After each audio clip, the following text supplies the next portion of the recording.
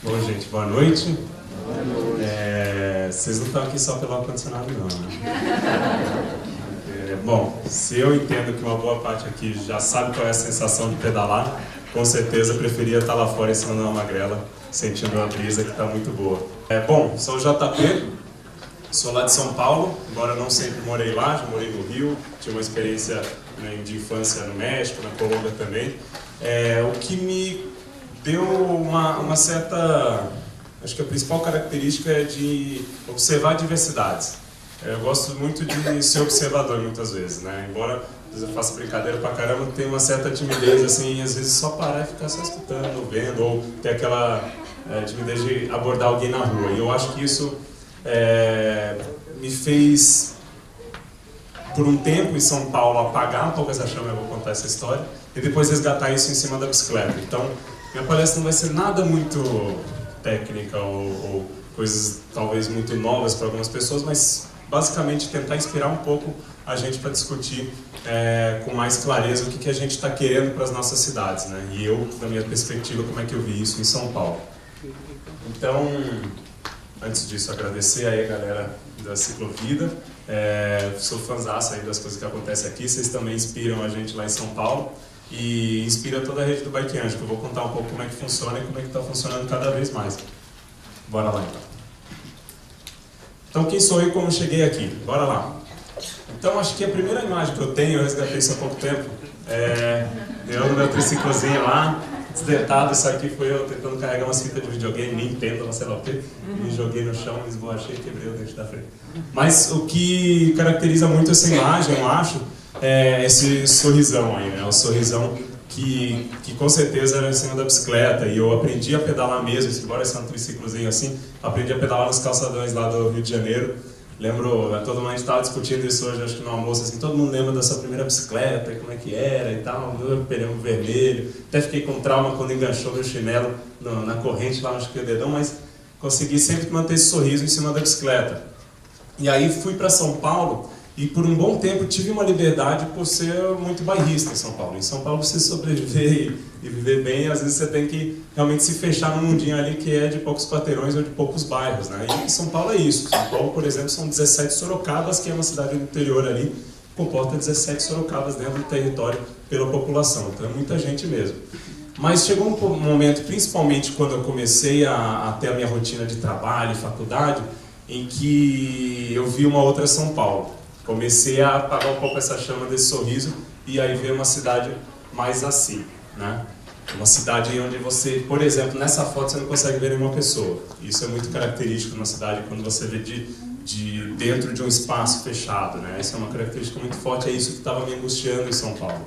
E logo quando eu fui ter o meu primeiro trabalho, em que eu ia ter um deslocamento, a gente estava falando hoje mesmo, eu fui encontrar um amigo, até por isso que eu me atrasei um pouco, porque a corrente da bicicleta caiu no caminho, eu fui para um lugar mais ou menos perto aqui, mas aí depois me atrasei um pouco, então desculpa aí o atraso pequeno. Mas a distância que eu fiz, o pessoal ficou impressionado. 6 km, você veio lá do outro lado da cidade, como é que foi? Eu falei, gente, quando eu comecei esse meu primeiro estágio, era um deslocamento que chegava a 60 km de ida e 60 km de volta. Entre ir para o trabalho, depois ir para a faculdade, voltar meia-noite, para depois às 6 da manhã acordar de novo e fazer tudo de novo. Ou seja, passar com certeza umas 4 a 5 horas do meu dia dentro do trânsito, né? No contexto do trânsito.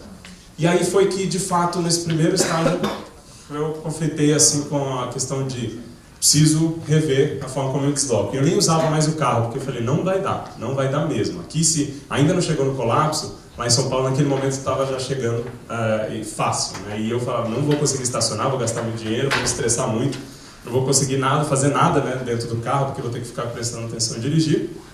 Então já optei pelo transporte público. E aí foi quando, numas férias, eu pensei, poxa, meu transporte público também não está muito eficiente, porque eu fazia um deslocamento de 6 km, inclusive, às vezes 40 minutos, quase uma hora. E o pior, tinha um corredor de ônibus, né, que foi feito maravilhoso lá numa avenida perto da minha casa, fazia 4 km, assim, 10 minutos, e aí 2 km, que era o quê? Era entrar num bairro empresarial, tinha muitas empresas, tal lá, um bairro que era mais com uma característica residencial, e isso só levava meia hora para fazer esse trajeto de 2 km. E isso era angustiante, né, você vê. E aí, numas férias, eu falei, bom, vou lá encarar isso de bicicleta. Estava com a bicicleta já indo para o parque algumas vezes, vou tentar ver como é que era. E no primeiro dia, obviamente, já senti essa primeira questão, que é o tempo, que a gente vê muito, né? A eficiência. Isso dá um impacto muito grande em quem pedala. Aí, acho que basicamente começou a voltar um sorriso. Mas não foi necessariamente o tempo. Teve uma segunda característica também, que foi a saúde. Tinha muito problema de respiração nas costas, e que depois eu fui entender o porquê. Tem muita gente que fala, não pedala porque tem dor nas costas. Tem alguma coisa errada com a bicicleta para a posição, né, que você pedala também. Mas também a questão da saúde respiratória, que eu via isso. E depois eu fui entender o porquê. E aí a terceira coisa que foi realmente conhecer a cidade. E aí conhecer uma outra cidade, explorar caminhos que eu não via antes, né? Esse jardim, por exemplo, no meio de uma avenidona, que só podia fazer isso de bicicleta, no máximo de bicicleta, na verdade, né? Até no máximo de bicicleta, eu vou falar disso mais tarde. Mas também, pedalando em São Paulo, eu acho que muitos aqui vocês devem perceber isso também em Fortaleza, e é por isso que a Ciclovida tem essa galera tão engajada, é que você começa a ver, enxergar os problemas, ter uma percepção diferente da cidade. Né? Você passa de uma posição, literalmente, uma posição que você está assim, você enxerga a cidade assim por frente, dentro de um vidro, né? E que ela é totalmente direcional, ou seja, você não consegue ver muito para lá, muito para cá, você só vê assim, que é dentro do carro, ou dentro de um ônibus, por exemplo, para você ver assim, e começar a enxergar tudo, começar a ver aqui, ir para cima, qualquer coisa que você vê. E comecei a perceber que em São Paulo, em 2008 essa era a única placa que existia para bicicleta. Aliás, essa era a única estrutura e sinalização que existia em São Paulo para bicicleta. Eles falavam que tinha 33 km de ciclovias, mas na verdade 19 era dentro de parque e o resto eles inventavam em algum lugar para ter isso, os outros 14, né? Então essa era uma placa. Outras coisas que eu comecei a ver na cidade. Esse fato de São Paulo já ter sido uma cidade boa para bicicleta, boa para o transporte público, né, os bondes e tudo, e Fortaleza também tem uma história curiosa que eu comecei a ler a respeito, não me aprofundei tanto, mas achei interessante. E essa questão da história que começou a ser evoluída para a priorização do carro, né, a grande priorização do carro. Isso todo começou a me instigar a entender e imaginar, poxa, será que em São Paulo realmente você tem que ter essa coisa de sobrevivência, né? Essa vida sem saída, de fato? E foi aí que eu acho que encontrei outras pessoas.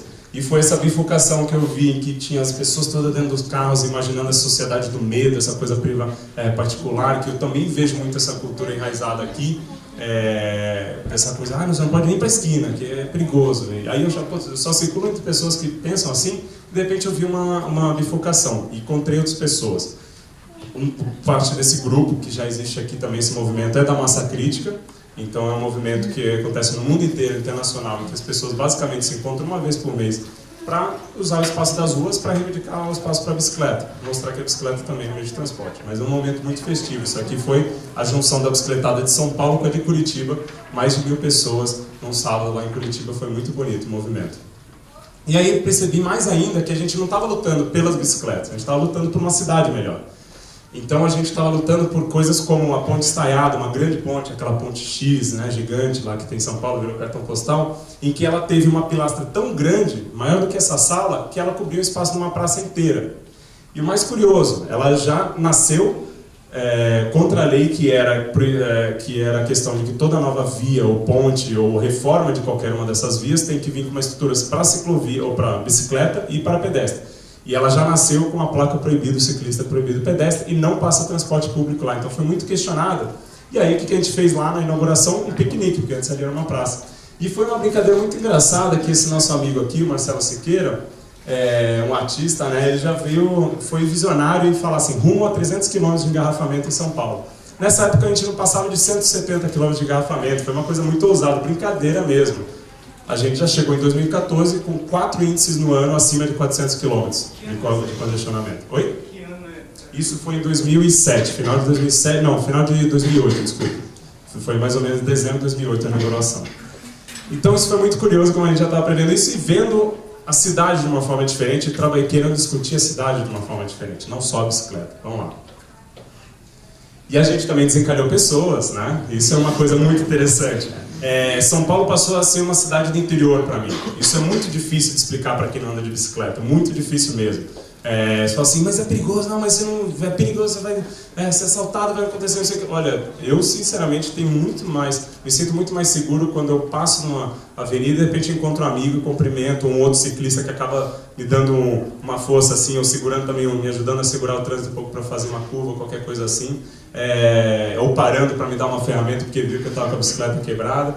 Então, assim, o encontro de pessoas que acontece nesse processo também me estimulou muito a pensar na bicicleta, não como uma ferramenta de mobilidade, mas como uma ferramenta de transformação da cidade. E hoje eu sou casado com uma ciclista que também conheci assim, e também porque faz um bolo de cenoura muito bom.